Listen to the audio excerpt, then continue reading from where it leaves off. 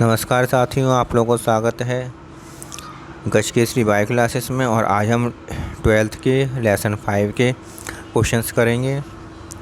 हमने इससे पहले के क्वेश्चन कर चुके हैं नेक्स्ट सीरीज़ में। देखिए इसमें उसके आगे 38 कर चुके थे। 39 का देखिए, 39 का देखिए, युग्म विकल्पी क्या है। ये एक लक्षण के तुलनात्मक रूपों के जीन को युग्म विकल्पी कहते हैं।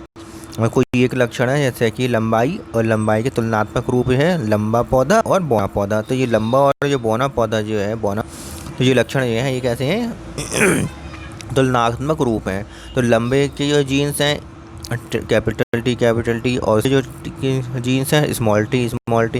तो लंबे के जीन्स कैपिटल टी और स्मॉल जीन्स बौने पौधे के स्मॉल टी ये क्या है, युग्म विकल्पी हैं, एलील्स होते हैं। अब आता है, इसके बाद आता है 14 छोटी प्रभावी कारक क्या होते हैं। तो विषम कारकों के युग्म में एक अपना प्रभाव दूसरे पर प्रदर्शित करता है, उसे प्रभावी कारक कहते हैं। अर्थात क्या है, तो विषम कारक के युग्म में तो जो विषम कारक होते हैं, मतलब कैपिटल टी स्मॉल टी, मान लीजिए ये है कैपिटल टी, ये है स्मॉल टी, ये विषम कारक मिलकर विषम कारक बनाते हैं। इसका जो युग्म में एक अपना प्रभाव दूसरे पर प्रदर्शित करता है, तो इसका जो प्रभाव है वो अधिक होगा, इसका प्रभाव कम होगा, अप्रभावी है कम होगा। तो इसका जो प्रभाव है इसके ऊपर वो कहलाएगा, ये अपना प्रभाव दूसरे के ऊपर अपना दर्शाएगा, और इसको हम कहेंगे प्रभावी कारक। इसलिए यह हो जाएगा प्रभावी कारक डोमिनेंट फैक्टर, और ये हो जाएगा रेसेसिव फैक्टर अर्थात अप्रभावी कारक। इसके बाद आता है विषम युग्मजीव पदार्थ क्या होते हैं। तो विषम युग्मजीव पदार्थ कौन होते हैं, किसी पौधे में किसी लक्षण के लिए दोनों जीन युग्म विकल्पी होने पर वह विषम युग्मजीव कहलाता है। तो युग्म विकल्पी होने चाहिए, ठीक है, युग्म विकल्पी होने चाहिए, तो वो कहलाता है विषम युग्मजीव। तो कैपिटल टी स्मॉल टी ये क्या हो गया, विषम युग्मजीव हो गया, क्योंकि ये दो युग्म एक दूसरे के युग्म विकल्पी हैं। स्मॉल टी कैपिटल टी का युग्म विकल्पी है, और कैपिटल टी स्मॉल टी का युग्म विकल्पी है। डीएनए रज्जु की ध्रुवता क्या है। संतानों के सभी संभव जीन प्रारूपों की प्राथमिकता का निष्कर्ष निकालने का ग्राफीय निरूपण डीएनए रज्जु की ध्रुवता कहलाता है। तो ये तो जीन रूपों की प्रायिकता का निष्कर्ष निकालने का ग्राफीय निरूपण, कैसा निरूपण, ग्राफीय निरूपण क्या कहलाता है, डीएनए रज्जु की ध्रुवता कहलाता है। उन 3 वैज्ञानिकों के नाम बताए जिन्होंने 1990 में 1990 में मेंडल के परिणामों की पुनः खोज की। तो डीवरीज, कॉरेन और वॉन शेयरमार्क, ये 3 वैज्ञानिक हैं जिन्होंने 1990 में मेंडल की मृत्यु के पश्चात उनकी खोजों को पुनः दोहराया और पुनः खोज करी, जिस कारण तब पता चला कि मेंडल ने जो प्रयोग किए थे वो एकदम सही थे, सटीक थे। इसलिए उन्हें आनुवांशिकी का पिता घोषित कहा गया। अब नेक्स्ट आता है 40 गुणसूत्र स्तंभ काय क्यों कहलाते हैं। तो स्तंभ काय क्यों कहलाते हैं, क्योंकि ये स्टेन करने पर प्रदर्शित होते हैं। स्टेन करने पर इन्हें इनकी स्टेन होती है, तब ये स्टेन करने पर प्रदर्शित होते हैं, वैसे ये प्रदर्शित नहीं होते, नहीं दिखाई देते हैं, ठीक है। तो ये स्तंभ काय कहलाते हैं। मेंडल के अपने प्रयोगों की प्रारंभिक अवस्था में क्या स्थापित किया।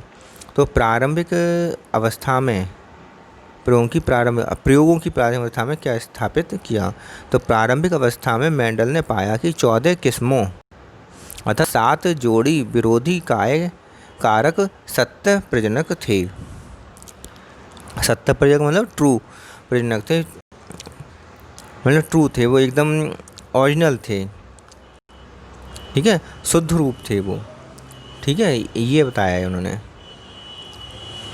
एक संकर संकरण क्या है। जब एक लक्षण को ध्यान में रखकर, एक लक्षण मतलब जैसे लंबाई को ध्यान में रख लिया, या फिर किसी दूसरी चीज़ को ध्यान में रख लिया, मतलब जैसे फ्लावर के कलर को ध्यान में रख लिया, या बीज के बीज के कलर को या बीज के साइज उसकी शेप को ध्यान में रख ली, तो एक लक्षण को ध्यान में रखकर संकरण कराया जाता है, तो इसे एक संकर संकरण कहते हैं, मोनोहाइब्रिड क्रॉस कहते हैं। जब प्रथम पीढ़ी के संकर जीवों में स्वपरागण कराया जाता है, स्वपरागण किसे कहते हैं? सेल्फ पॉलिनेशन, अर्थात उसी पुष्प के पुंकेसर से जो परागकण निकलेंगे और उसी पुत्र के मादा के वर्तिकाग्र पर छोड़ दिए जाते हैं, स्वपरागण कराया जाता है। तो उत्पन्न संतति को क्या नाम दिया जाता है? तो उत्पन्न संतति को क्या नाम दिया जाएगा? प्रथम पीढ़ी की बात हो रही है। प्रथम पीढ़ी के संकर जीवों में जो इस प्रथम पीढ़ी में क्या बनते थे, हमने कैपिटल टी स्मॉल टी बनाया था, कैपिटल टी स्मॉल टी बनाया था F1 पीढ़ी में। F2 पीढ़ी में हमने क्या बनाया था? 1:2:1 का अनुपात निकाला था जीनोटाइप, और फिनोटाइप क्या निकाला था? 1:1। तो इसमें क्या कराया था? F2 पीढ़ी बने थे। तो F1 के बाद क्या बनता है? F2 पीढ़ी बनता है। तो F1 पीढ़ी में जब कराएंगे तो क्या बनेगा? द्वितीय प्रजनन F2 पीढ़ी बनेगी। स्वतंत्र अपव्यूहन क्या होता है? स्वतंत्र अपव्यूहन मतलब जिसमें जो एलील हैं वो स्वतंत्र हो जाएं। F1 पीढ़ी में जो एक साथ थे, विरोधी युग्म एक साथ थे, वो आगे आके F2 पीढ़ी में जाके एक दूसरे से स्वतंत्र हो जाएं या स्वतंत्र रहें। तो ये क्या रहता है? इसके द्वारा प्रदर्शित होता है कि युग्मक निर्माण के समय, जब युग्मक का निर्माण होता है तो युग्म विकल्पी के जोड़े में से ये पृथक हो जाते हैं और युग्मक संलयन अर्थात निषेचन में पुनः संयोजित हो जाते हैं। ठीक है, तो ये जो होते हैं युग्म विकल्पी के जोड़े से तो ये अलग अलग हो जाते हैं, और फिर क्या होता है? क्या युग्मक संलयन जब होता है, निषेचन होता है, तब इन्हें पुनः संयोजित कर लिया जाता है। ये आपने स्वतंत्र अपव्यूहन के नियम में आपने देखा था।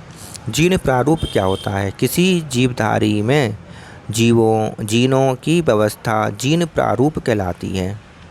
किसी जीवधारी में जीन किस प्रकार के हैं, उनकी क्या व्यवस्था है, ये क्या कहलाती है? जीनोटाइप कहलाती है। ठीक है, तो जैसे कि जीनोटाइप हमने क्या देखा था F1 पीढ़ी में 1:2:1। F2 पीढ़ी में हम जो अनुपात देखा था 1:2:1 ये देखा था F2 पीढ़ी में। ठीक है, जीनोटाइप। और फिनोटाइप क्या था हमारा? 3:1। तो जीन इसमें से कैसे थे? कैपिटल टी था, कैपिटल टी स्मॉल टी था, और ये स्मॉल टी था, इस प्रकार का था।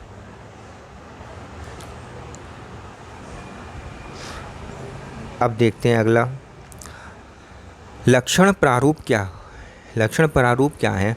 किसी जीवधारी के लक्षणों का बाह्य प्रकटीकरण लक्षण प्रारूप या फिनोटाइप कहलाते हैं। तो बाह्य प्रकटीकरण, तो अब उसमें जो हमने देखा था तो कैसे बने थे? कैपिटल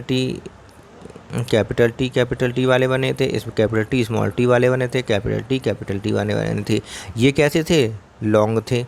ये कैसे थे? ये भी लंबाई लॉन्ग थे। ये कैसे थे? बौने थे, स्मॉल थे। ठीक है, तो ये लॉन्ग थे, ये भी लॉन्ग थे, जबकि इनका जीनोटाइप दोनों का अलग अलग है, इसका भी अलग अलग है, लेकिन उसके बाद भी ये भी लॉन्ग है, ये भी लॉन्ग है। तो दोनों लॉन्ग होने की वजह से इसमें 3:1 का अनुपात हमने फिनोटाइप का देखा था। तो ये क्या कह रहा है? परिभाषा क्या कह रही है कि किसी जीवधारी के लक्षणों का बाह्य प्रकटीकरण मतलब उसका बाहर से ही देखने पर कैसा दिखता है पौधा। तो दोनों लॉन्ग दिख रहे थे, जबकि जीनोटाइप अलग अलग थे, उसके बाद भी दोनों लॉन्ग दिख रहे थे। तो फिनोटाइप कहलाता है इसका। ऑटोसोम्स क्या कहलाते हैं? जिन लिंग गुणसूत्रों के अतिरिक्त सभी दैहिक गुणसूत्र ऑटोसोम्स कहलाते हैं। मनुष्य में कितने ऑटोसोम्स होते हैं? ऑटोसोम्स होते हैं, और बाकी जो होती है वो सेक्स क्रोमोसोम्स होते हैं। तो ऑटोसोम्स जो होते हैं वो कौन से होते हैं? 22 पेयर, और ये होता है 1 पेयर। तो ये टोटल कितने होगा? 44, और ये कितने होगा? 2 = 46। 23 पेयर में 2 पेयर तो 22 पेयर तो होते हैं ऑटोसोम्स, और 1 पेयर होते हैं सेक्स क्रोमोसोम्स। इसके बाद आता है नर मानव क्यों विषम युग्मजी हेटेरोगैमेटिक होता है? तो नर मानव जो होता है हेटेरोगैमेटिक क्यों होता है? नर मानव में दो प्रकार के लिंग गुणसूत्र होते हैं, एक्स तथा वाई, इसलिए इसे हम विषम युग्मजी कहेंगे। सही है, नर मानव कैसा होता है? एक्स वाई, तो इसलिए विषम युग्मजी कहेंगे। और जबकि मादा मानव कैसी होती है? डबल एक्स की होती है, अर्थात ये दोनों एक जैसे हैं, इसलिए समयुग्मजी कहेंगे इसे। ड्रोसोफिला मेलेनोगैस्टर में कितने गुणसूत्र होते हैं? तो 4 जोड़ी गुणसूत्र होते हैं, अर्थात 8 होते हैं। 8 गुणसूत्र होते हैं या 4 जोड़ी, 4 पेयर कर लिखिए, या 8 क्रोमोसोम। लोकस या बेस स्थल क्या है? क्रोमोसोम पर जीन की स्थिति लोकस कहलाती है। तो जो क्रोमोसोम होते हैं, या फिर इस तरह से बना लीजिए, जो क्रोमोसोम होते हैं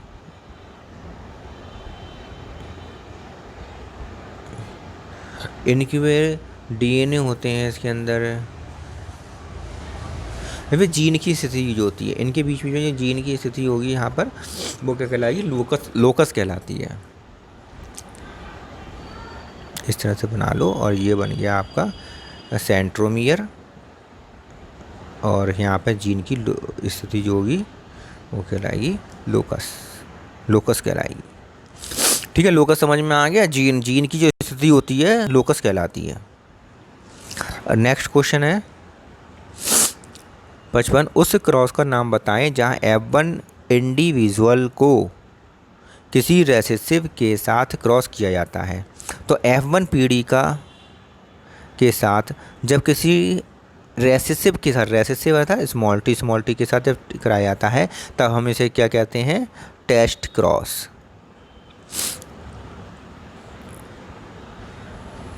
ठीक है, टेस्ट क्रॉस कहते हैं। जब हमने पहले इसमें देखा था कि कैपिटल टी सॉरी, जब हमने देखा था कैपिटल टी स्मॉल टी जो F1 की पीढ़ी है, और स्मॉल टी जब रेसेसिव के, इनके बीच में जब क्रॉस कराया था, तो हमने क्या पाया था? कैपिटल टी स्मॉल टी पाया था, कैपिटल टी स्मॉल टी पाया था, स्मॉल टी पाया था, स्मॉल टी पाया था। इस तरह के हमने पाए थे कि संकर संतान और बौने पौधे शुद्ध बौने पौधे हमें प्राप्त हुए थे। टेस्ट क्रॉस कहते हैं। मेंडल द्वारा कितने विपरीत गुणों वाले जोड़ों का अध्ययन किया गया है? तो 7 जोड़े जो हैं, ये विपरीत गुणों वाले 7 जोड़ों का अध्ययन किया गया है। लक्षण प्रारूप के लिए मेंडल के द्विसंकर अनुपात को बताइए। तो द्विसंकर अनुपात का जो लक्षण प्रारूप का है, द्विसंकर अनुपात 9:3:1। 2 प्रकार की सहलग्नता के नाम लिखिए, पूर्ण सहलग्नता और अपूर्ण सहलग्नता। ड्रोसोफिला की समान वृष्टि में धूसर शरीर व लाल आँख पाई जाती है। धूसर शरीर और लाल आँख पाई जाती है क्योंकि इन लक्षणों के जीन एक ही गुणसूत्र पर पाए जाते हैं, सहलग्न होते हैं, एक ही गुणसूत्र पर पाए जाते हैं।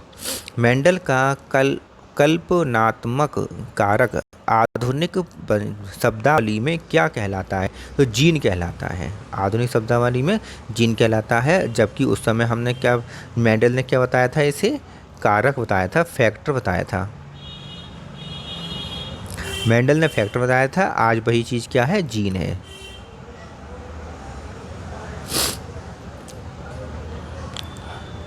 ठीक है, तो यहाँ तक के 60 क्वेश्चंस आज हमने कंप्लीट कर लिए इसके चैप्टर 5 के 60 क्वेश्चन एक नंबर वाले कंप्लीट कर लिए, जो पेपर में बहुत ज़्यादा आते हैं, इनमें से ही पूछे जाते हैं और इसी में से ही पूछे जाएंगे इस बार भी। अगर क्वेश्चन चैप्टर 5 के आते हैं एक नंबर के, तो इसी में से ही पूछे जाएंगे। आप लोग अगर पहली बार हमारे चैनल पर आए हैं तो कृपया करके इसे सब्सक्राइब जरूर कर लें, और जिससे कि आने वाली सभी वीडियो आपके पास पहुँचती रहें, और बेल आइकन जरूर दबा लें, जिससे कि आपके पास ये वीडियो अपलोड करें उसके बाद नोटिफिकेशन आपके पास ज़रूर पहुँच जाए।